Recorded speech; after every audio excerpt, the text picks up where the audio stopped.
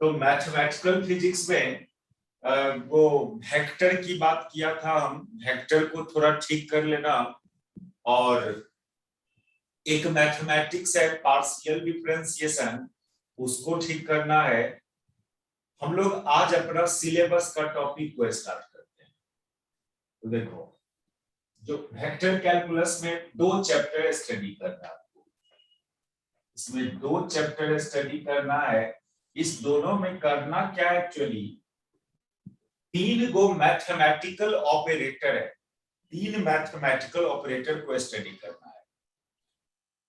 इस दोनों चैप्टर में 3 मैथमेटिकल ऑपरेटर है। वो क्या क्या, एक मैथमेटिकल ऑपरेटर है जिसको बोलते हैं ग्रेडियंट, एक मैथमेटिकल ऑपरेटर जिसको बोलते हैं डाइवर्जेंस, और एक को बोलते हैं कर्ल। ये 3 mathematical, these 3 are simply a mathematical operator. These 3 are simply a mathematical operator.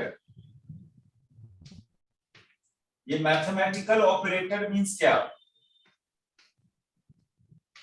Mathematical operator means होता है, ये दोनों चैप्टर में, ये जो दोनों चैप्टर है उसमें इसी तीनों के बारे में पढ़ना है। तो फिर कहोगे क्या डिफरेंस है इस 2 चैप्टर में?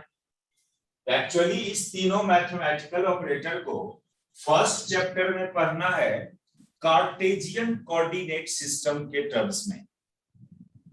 कार्टेशियन कोऑर्डिनेट सिस्टम जो XYZ ये कोऑर्डिनेट सिस्टम जिसमें 3 एक्सिस होता था, XYZ से डिनोट करता था। कोई पॉइंट लेते हो तो उस पॉइंट का कोऑर्डिनेट को XYZ से डिनोट करते थे।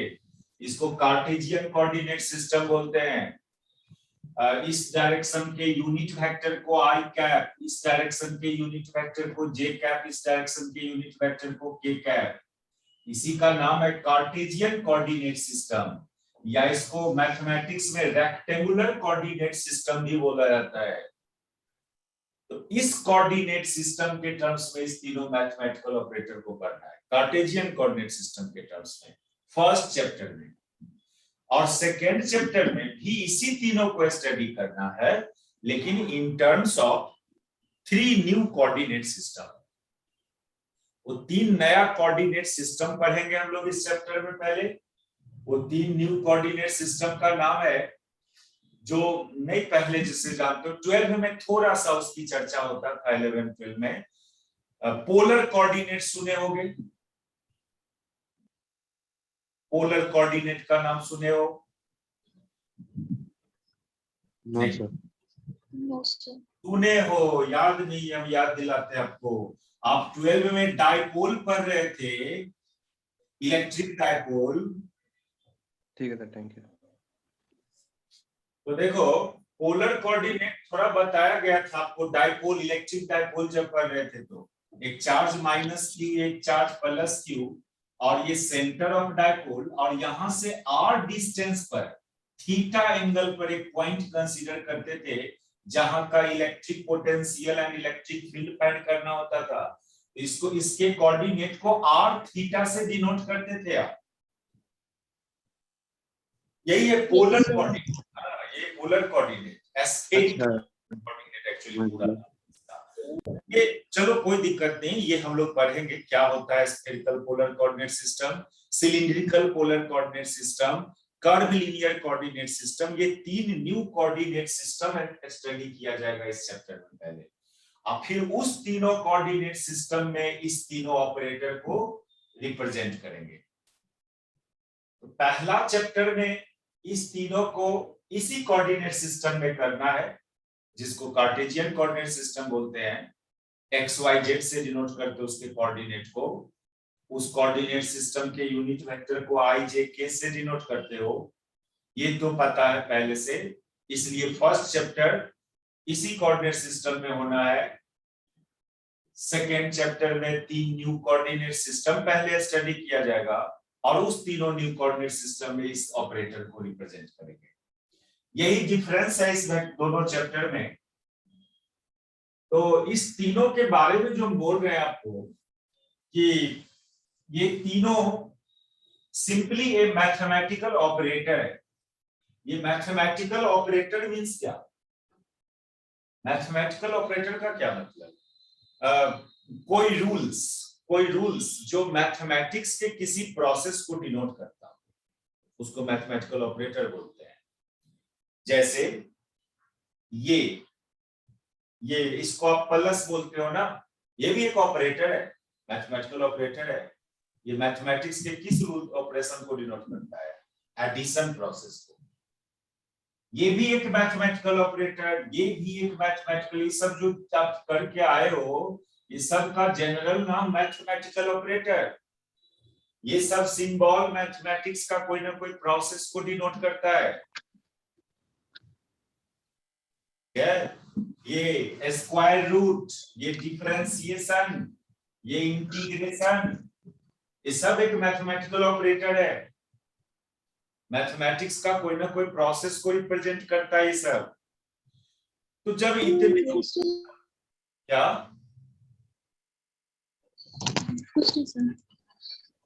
तो जब इतने ऑपरेटर को आप स्टडी करके आए हो, तो 3 गो नया ऑपरेटर और कर लेना है बस। और इस ऑपरेटर से, ये जो डिफरेंशियल ऑपरेटर बोलते हैं इसको इंटीग्रल ऑपरेटर बोलते हैं, इसको एडिशन ऑपरेटर बोलते हैं, इसको मल्टीप्लिकेशन। तो ये 3 गो न्यू ऑपरेटर और स्टडी करना है। इससे तो आसान है, इस दोनों से आसान है ये तीन। अभी नहीं देखे हो तो लग रहा है कि ये तो ग्रेजुएशन का टॉपिक है, ये टफ ही होगा। ऐसा कोई बात नहीं है। ऐसा कोई बात नहीं कि कोई बात आप ग्रेजुएशन में पढ़ने गए हो वो 11-12 से टफ ही होगा, ऐसा बात नहीं है। आसान भी मिलेगा, उससे भी ज्यादा आसान मिलेगा बात आपको। तो ये सब साइकोलॉजिकल इफेक्ट हटा लेना माइंड से। ग्रेजुएशन पढ़ने चले हैं तो उससे टफ होगा नहीं। हमको तो ये इंटीग्रेशन से आसान लगता है, ये तीनों ऑपरेटर को स्टडी करना। तो इस दोनों चैप्टर में मेनली इस तीनों को स्टडी करना है। क्या है ये तीनों? इस सब को स्टडी करने से पहले कुछ डिफिनीशन करना है आपको, और वो डिफिनीशन आपके एग्जाम में पूछा भी जाता है शॉर्ट क्वेश्चन आंसर में। उसको बेसिक ही खाली नहीं समझना, वो एग्जाम का क्वेश्चन भी है आपका। तो ये चैप्टर हमारा स्टार्ट होता है, समझ गए ना इस चैप्टर का बैकग्राउंड? यही तीनों के बारे में पढ़ना आपको इसमें, दोनों चैप्टर में। और तीनों है क्या रियली में? एक मैथमेटिकल ऑपरेटर है, कोई ना कोई मैथमेटिक्स के प्रोसेस को डिनोट करता होगा ये तीनों। तो लिख लो, इतना लिख लो, ये सब भी लिख लो, ये सब जो बात कर रहे थे लिखिए।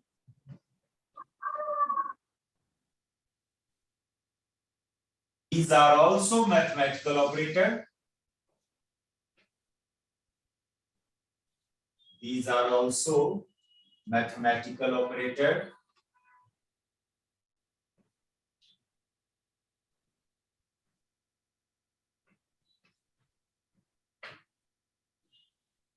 तो ये तीनों भी मैथमेटिकल ऑपरेटर।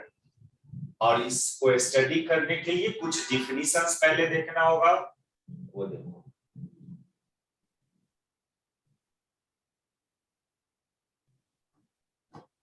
चले मिटावे इसको। Yes sir. Yes sir. Definition है पॉइंट फंक्शन। पॉइंट फंक्शन किसको बोलेंगे? ये सब शॉर्ट क्वेश्चन आंसर में आपका फेमस क्वेश्चन है सर। पॉइंट फंक्शन क्या है? फंक्शन तो समझ रहे हो, कोई भी चीज किसी पर डिपेंड करता है तो वो उसका फंक्शन कहलाता है। तो हम लोग मैथमेटिक्स जो बेसिक एक क्लास मैथमेटिक्स लिया था उसमें इस बात को बताया था कि मान लो y बराबर 2x + 3, तो y depends on x, hence y is a function of x। इसको मैथ कैलकुलस के लैंग्वेज में आपने बोला y is a function of x। Function का प्रॉपर्टी आपको पता है। इसको शॉर्टली जब लिखने गया तो आप y बराबर fx लिखा। और एक बात बोला था कि कोई भी फंक्शन होगा तो उसमें 2 टाइप का वेरिएबल होता है, डिपेंडेंट वेरिएबल और इंडिपेंडेंट वेरिएबल। फिर बोला आपको independent variable may be more than one, एक से ज्यादा हो सकता है इंडिपेंडेंट वेरिएबल, लेकिन dependent variable will be only one. जैसे ये फंक्शन लिया था v इक्वल टू सपोज करो x Q Y square Z, इस फंक्शन को देखो आप, इसमें तीन तीन इंडिपेंडेंट वेरिएबल है, x y z, तीन इंडिपेंडेंट वेरिएबल का फंक्शन है। ये पॉइंट फंक्शन क्या होता है? देखो फंक्शन का इंडिपेंडेंट वेरिएबल कुछ भी हो सकता है, टाइम भी हो सकता है, वेलोसिटी भी हो सकता है, मोमेंटम भी हो सकता है, कोऑर्डिनेट एक्स वाई जेड भी हो सकता है, इंडिपेंडेंट वेरिएबल कुछ भी हो सकता है। लेकिन जिस फंक्शन का independent variable only X Y Z हो, एक्स वाई जेड, उसको पॉइंट फंक्शन बोलते हैं। अदर कोई वेरिएबल इंडिपेंडेंट नहीं होना चाहिए, टाइम नहीं होना चाहिए। जिस फंक्शन का independent variable, all independent variables will be only position coordinate, ये एक्स वाई जेड का नाम है पोजीशन कोऑर्डिनेट। पहले डिफिनेशन लिखो, the function whose all independent variables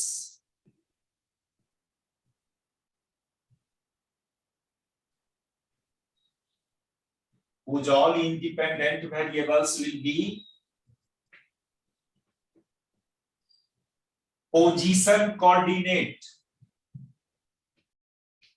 अब थोड़ा यही सब आपको स्टैंडर्ड वर्ड नजर आएगा। आप सिंपली कोऑर्डिनेट नाम से जानते थे पहले, यहां पर हमें को एक्स्ट्रा बातें ऐड कर रहे हैं, position coordinate. Time is also a coordinate, velocity is also a coordinate, momentum is also a coordinate. तो चूंकि बहुत टाइप का कोऑर्डिनेट हो सकता है, time coordinate, momentum coordinate, velocity coordinate, उसी में एक आता है पोजीशन कोऑर्डिनेट, जिसको एक्स वाई जेड से डिनोट करते हैं। That is all independent variables, all independent variables will be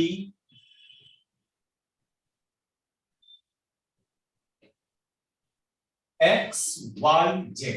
These are called position coordinates. Here x, y, z are called position coordinates.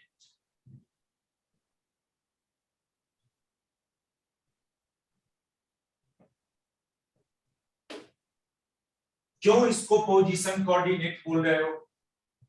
क्योंकि जब भी किसी पॉइंट का पोजीशन बतलाना होता है, यही तीन कोऑर्डिनेट के टर्म्स में बतलाते हो पोजीशन। एक्स वाई जेड किस लिए यूज करते थे? किसी पॉइंट का, पार्टिकल का पोजीशन बतलाने के लिए ना, बोलो। Yes sir. पोजीशन बतलाने के लिए यूज करते थे आप इस एक्स वाई जेड वेरिएबल को, इसलिए इस वेरिएबल्स को पोजीशन कोऑर्डिनेट बोला जाता है। देखो कोऑर्डिनेट का क्या मतलब, कोऑर्डिनेट का क्या डिफिनेशन है? All such variable in terms of which a physical phenomena will be described। किसी फिजिकल फेनोमेना को डिस्क्राइब करने के लिए कितने वेरिएबल की जरूरत पड़ा, वो सारे वेरिएबल कोऑर्डिनेट कहलाता है। ये कोऑर्डिनेट का डिफिनेशन है। मान लो कोई फेनोमेना होगा, फिजिकल फेनोमेना, उसको डिस्क्राइब करने के लिए मोमेंटम और टाइम की जरूरत पड़ेगा, तो मोमेंटम एंड टाइम उस फिजिकल फेनोमेना का कोऑर्डिनेट कर लेगा। हमको किसी पार्टिकल का पोजीशन बतलाने के लिए एक्स वाई जेड की जरूरत पड़ता है, इसलिए एक्स वाई जेड को पोजीशन कोऑर्डिनेट बोलेंगे। जब भी स्पेस में कोई पॉइंट है, तो ये पॉइंट कहां है, लोग इसको लोकेट करने के लिए हमको तीन कोऑर्डिनेट की जरूरत पड़ता है एक्स वाई जेड का। ये एक्स वाई जेड आपने यूज किया किसके लिए? इस पॉइंट का पोजीशन बतलाने के लिए यूज किया, इसलिए इस तीनों को पोजीशन कोऑर्डिनेट बोलना। Time is also a coordinate, ध्यान रखना। कोई फिजिकल फेनोमेना कब हुआ इसको जानने के लिए टाइम की जरूरत पड़ेगा। जरूरत जिस चीज की जरूरत पड़ा वो कोऑर्डिनेट कहलाएगा, उसको टाइम कोऑर्डिनेट बोलेंगे। थोड़ा माइंड को एकदम ब्रॉड रखना। हम सब बेसिक बात, एलिमेंट्री वाला बात सब बोलेंगे, ऐसा नहीं उसको स्किप कर देंगे हम। तो जिस फंक्शन का all independent variables only X Y Z हो या पोजीशन, उसको पोजीशन कोऑर्डिनेट, उसको पॉइंट फंक्शन बोलते हैं। पॉइंट फंक्शन, ये तो मैथमेटिकल डिफिनीशन किया पॉइंट फंक्शन का, ये मैथमेटिकल डिफिनीशन हुआ। फिजिकली कैसे डिफाइन होता है पॉइंट फंक्शन, फिजिक्स में इसको कैसे डिफाइन करते हैं पॉइंट फंक्शन को। All that physical quantity which has different value at different point in space, वो सारा फिजिकल क्वांटिटी जिसका वैल्यू अलग अलग पॉइंट पर अलग अलग हो, उसको पॉइंट फंक्शन बोलेंगे। Also all such physical quantities, all such physical quantities which has different value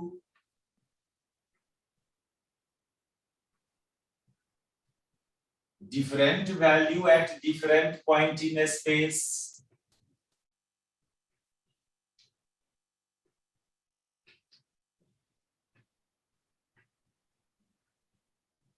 are called point function।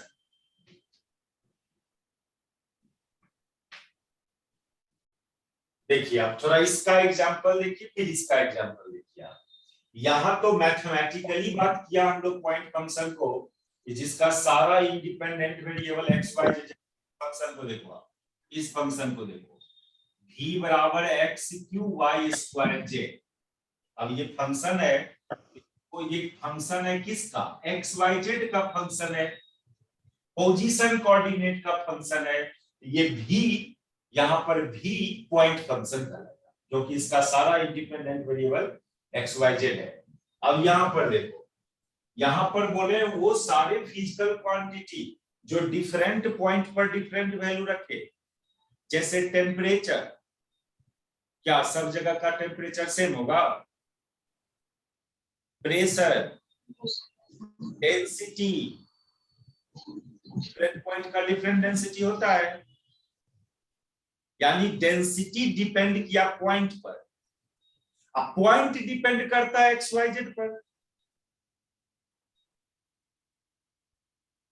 इसके एग्जांपल में तो हम पहले लिखेंगे टेम्परेचर,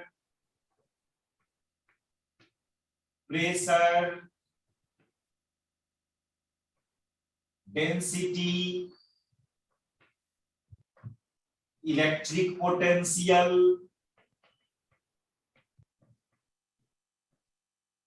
इलेक्ट्रिक फील्ड। क्योंकि आप एक मान लो रूम के अंदर एक चार्ज पार्टिकल कहीं है, तो इस रूम के डिफरेंट पॉइंट पर डिफरेंट इलेक्ट्रिक पोटेंशियल होगा, डिफरेंट इलेक्ट्रिक फील्ड होगा, यानी अलग अलग पॉइंट का पोटेंशियल अलग अलग है, यानी पोटेंशियल डिपेंड किया पॉइंट पर। कोई चीज डिफरेंट पॉइंट पर डिफरेंट वैल्यू है तो बोलेंगे कि वो चीज पॉइंट का फंक्शन है, पॉइंट का फंक्शन, एंड डिफरेंट पॉइंट पर डिफरेंट वैल्यू, इसलिए तो पॉइंट फंक्शन बोला। डिफरेंट पॉइंट पर डिफरेंट वैल्यू तो उसको पॉइंट फंक्शन बोला। अब पॉइंट डिपेंड करता है किस पर, एक्स वाई जेड पर, तो डायरेक्ट बोल सकते हो ना कि वो क्वांटिटी फंक्शन हुआ एक्स वाई जेड का। पॉइंट का function means X Y Z का फंक्शन। नहीं मैच कर रहा है ना बात? तो क्या सर? बात मैच कर रहा है ना? Yes sir. एक तरफ बोल रहे हैं कि पॉइंट का फंक्शन, एक तरफ बोल रहे हैं एक्स वाई जेड का फंक्शन, दोनों सेम बात हुआ। Yes sir. Yes same sir. बात है ना दोनों? पॉइंट पर डिपेंड Yes, sir. करना, पॉइंट पर डिपेंड करना मींस एक्स वाई जेड पर डिपेंड करना, क्या? Yes, sir. हाँ पॉइंट पर डिपेंड करना मतलब एक्स वाई जेड पर। तो mathematical definition and physical definition दोनों एक ही बात है। टेम्परेचर, अब जैसे देखो एक एग्जांपल, इस सबको उतार लिया,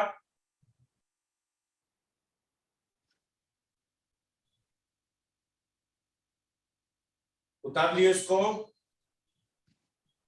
Yes, sir. हाँ सर। देखिए एक एग्जांपल फिर और दिखाते हैं हम आपको। अभी इलेक्ट्रिक पोटेंशियल को हम पॉइंट फंक्शन बोले,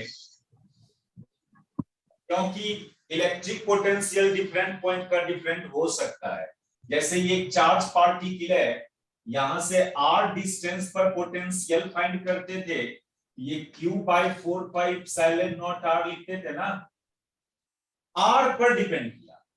ये पोटेंशियल r, अलग अलग पॉइंट का r अलग अलग हो सकता है, तो जब अलग अलग पॉइंट का r अलग अलग होगा तो भी अलग अलग होगा, यानी डिफरेंट पॉइंट का भी डिफरेंट होगा।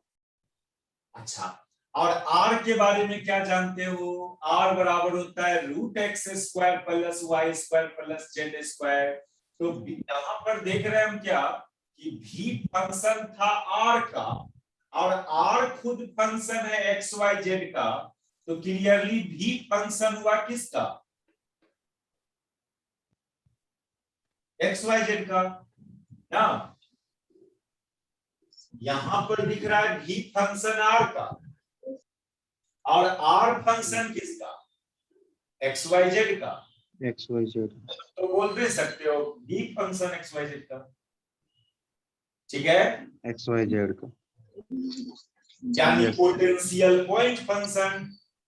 मैथमेटिकली बोले थे ना कि जो कोई चीज एक्स वाई जेड पर डिपेंड करेगा पॉइंट फंक्शन, तो v भी डिपेंड कर रहा है एक्स वाई जेड पर।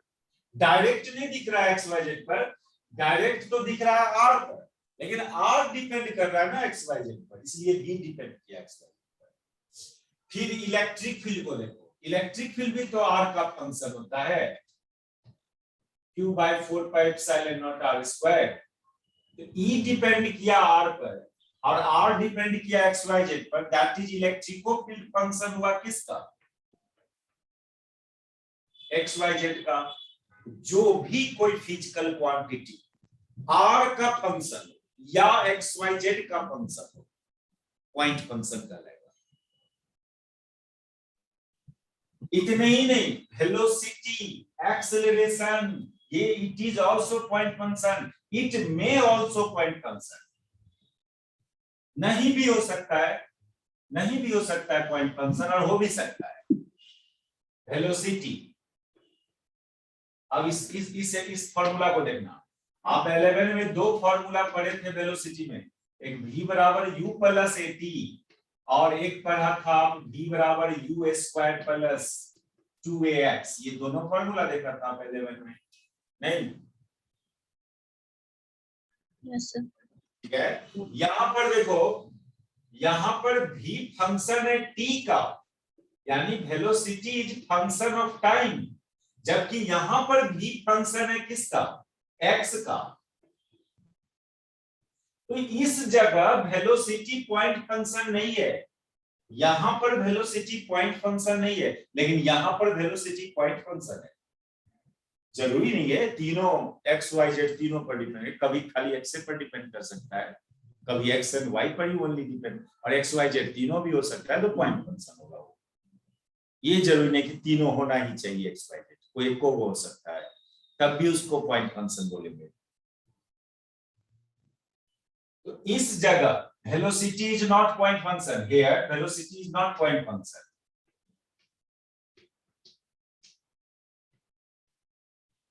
is not point function, but यहां पर here velocity is point function।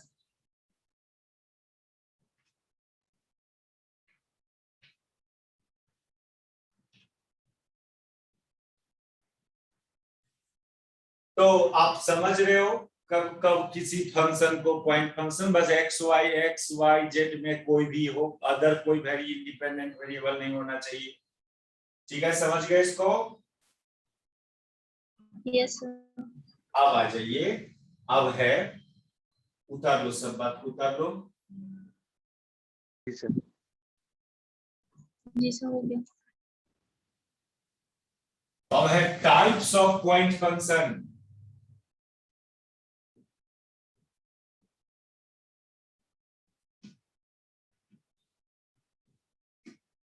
ये दो टाइप का होता है, it is of two type.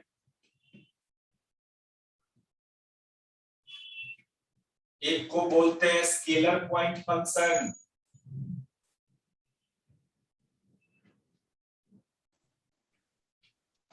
और एक है वेक्टर पॉइंट फंक्शन। हम लोग जो कुछ एग्जांपल लिखा था, टेम्परेचर तो स्केलर क्वांटिटी है और पॉइंट ऑफ फंक्शन है, इसलिए उसको स्केलर पॉइंट फंक्शन, यानी जो जो पॉइंट फंक्शन स्केलर क्वांटिटी हो वो scalar point function. The point function which are scalar quantity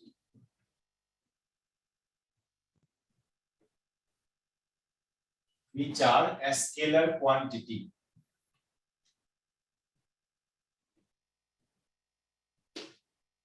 जैसे में आ गया टेम्परेचर, प्रेशर, ये सब स्केलर क्वांटिटी भी है और पॉइंट फंक्शन भी है।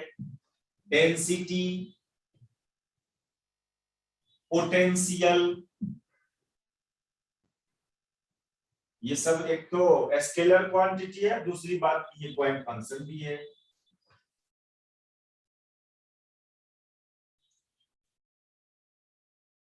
दूसरा है vector point function.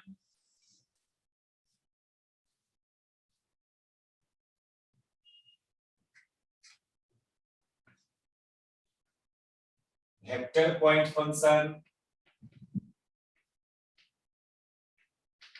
the point function which are vector quantity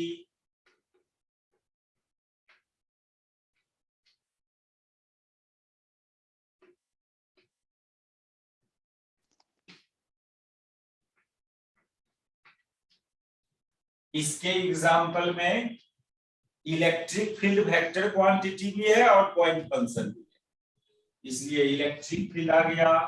velocity, अब ये भी वेलोसिटी वाला के एग्जांपल लिखा था, वेलोसिटी वेक्टर क्वांटिटी भी and point function.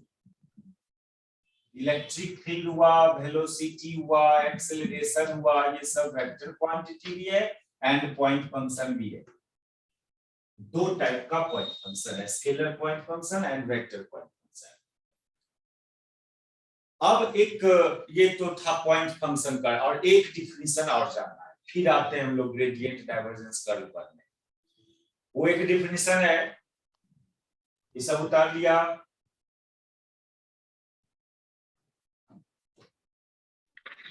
Yes, sir. Yes sir. Definition, concept of field, concept of field.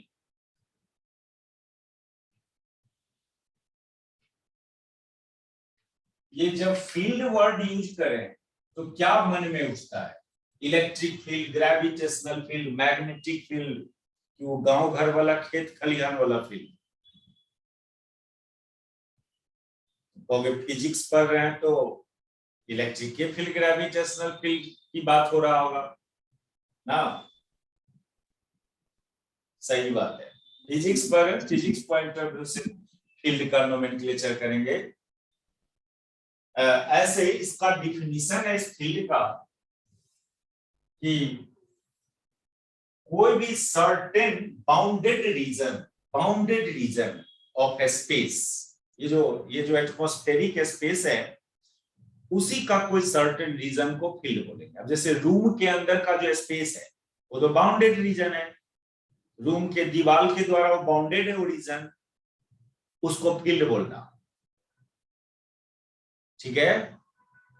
अब बोलता है ना, एक का बच्चा उच्चा में सुनते थे कि पेड़ पर एक चिड़िया बैठा हुआ है, उसके आंख में तीर मारना है, तो आंख ही का एरिया ओनली आपके लिए फील्ड हुआ। यानी वो रीजन, वो सर्टेन रीजन जिसके अंदर कोई काम करना है, ठीक है।